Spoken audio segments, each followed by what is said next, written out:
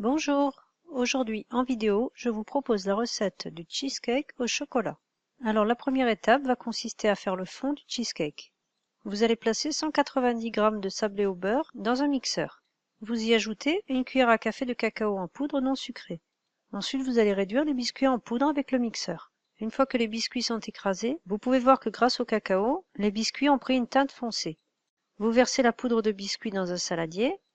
Ensuite, vous allez faire fondre 70 g de beurre au micro-ondes pendant à peu près 40 secondes. Alors pour cette recette, l'idéal est d'avoir un moule à charnière de 20 cm de diamètre. Vous allez enduire tout le moule de beurre. Cela vous permettra de faire tenir la feuille de papier sulfurisé que vous allez utiliser. Vous allez découper un rond de papier sulfurisé à la taille du fond du moule.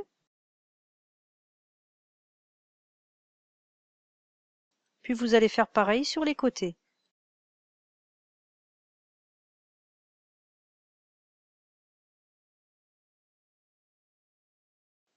Et voilà, votre moule est prêt. Je reviens donc sur la préparation du fond. Vous ajoutez le beurre fondu au biscuit, puis vous mélangez bien l'ensemble.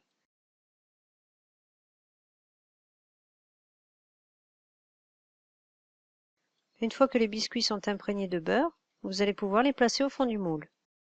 Vous égalisez l'ensemble, vous étalez bien la pâte à biscuits partout. Ensuite, pour bien tasser le tout, vous pouvez utiliser le fond d'un verre.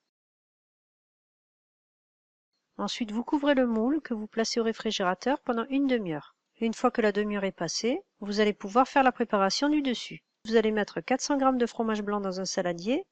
À ce fromage blanc, vous allez ajouter 300 g de Philadelphia. Avec un batteur électrique, vous allez fouetter les deux fromages ensemble.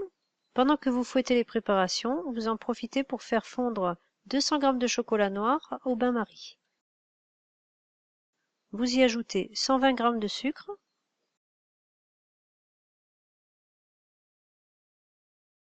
vous ajoutez le chocolat fondu et vous fouettez l'ensemble.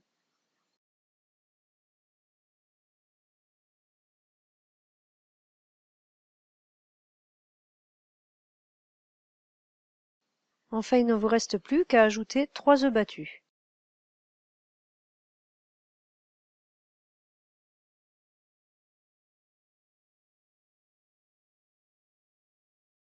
Et voilà, votre préparation est prête. Vous versez cette crème sur le fond de tarte.